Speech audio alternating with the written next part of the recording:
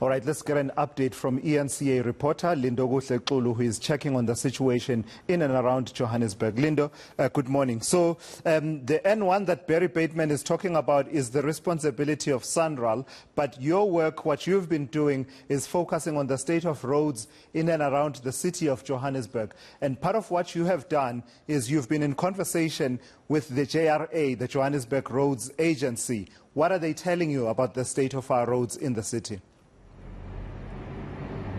Well, Tulas, I can tell you that throughout the morning we've just been driving around the city of Johannesburg, just checking in terms of the state of roads. But it's not something that we're only discovering now. We had known a way before that the state of the roads is very much unacceptable from some of the motorists, including the taxi industry we spoke to earlier at the pre-taxi rank. But we were able to touch base with Johannesburg Roads Agency that is responsible in this municipality of the city of Johannesburg for refurbishing and maintaining the roads in the city of Johannesburg. And I can tell you that the update we got was that they believe they had done tremendous work when it comes to the patching of potholes. In fact, they told us that there was a huge backlog in terms of those potholes because of the lockdown, the hard lockdowns that we had experienced, and the rotation of staff. They accredited that to some of the backlogs. But what they are telling us is that their successes, they have been able to patch over 200,000 potholes in the city of Johannesburg alone. And they're saying that despite that, the heavy rains that we've been seeing, and of course the fact that the rotational staffing is still underway, they are still having a backlog of about 8,000 potholes in the city of Johannesburg alone that they still need to patch.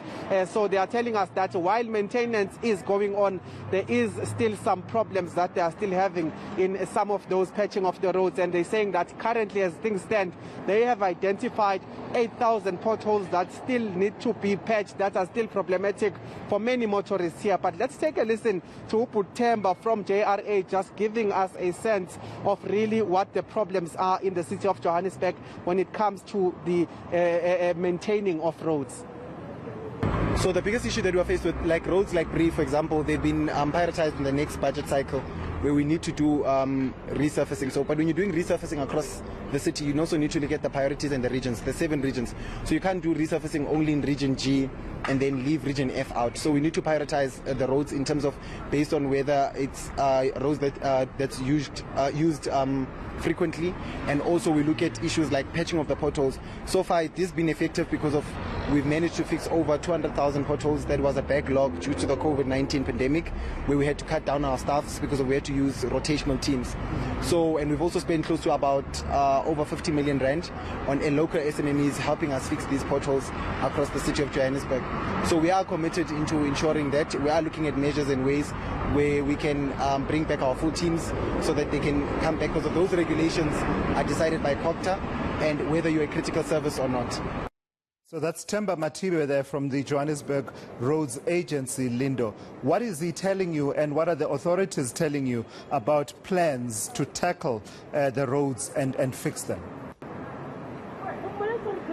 Well, in speaking with Temba, we did ask him a very quick question, I believe, in terms of this problem that Johannesburg has faced for so many years, and that is, what is the long-term solution instead of doing interim interventions such as patching up the potholes that many motorists have told us, including the taxi industry again, that they simply just disintegrate after they in fact are fixed in a matter of weeks. So we asked in terms of what the long-term solution that is, and what he told us is the fact that there are some budget constraints at the moment in terms of patching up these roads, but what they have been able to do is to speak to the new leadership so that there can be some dedicated funds in terms of shifting from patching potholes to actually tarring some of these roads anew. So that is the solution from him, but he says that the budget constraints are the only thing that really stands in their way, and one of the things that they want to do is to actually move from patching potholes to refurbishing some of these roads completely. But let's take a listen to him again, just giving us a sense of what they believe will be a long-term solution in terms of these potholes that are fixed one day and the next day you find them open again. The long-lasting solution is indeed resurfacing. And over and above, beyond resurfacing, we need to also make sure that some of the roads are old, so they need reconstruction. So we've spoken to the leadership and we are happy with that. The MMC Funzingobeni is in full support that GRA should be allocated more resources, as well as the executive mayor, and we're looking forward to doing that to make sure that we deliver those services. All right, Lindo, let's leave that there. We'll catch up with you a bit later on, checking on the situation in and around the city of Joburg. That's eNCA's Lindokuhle Xulu there, updating us on the situation as far as Johannesburg is concerned.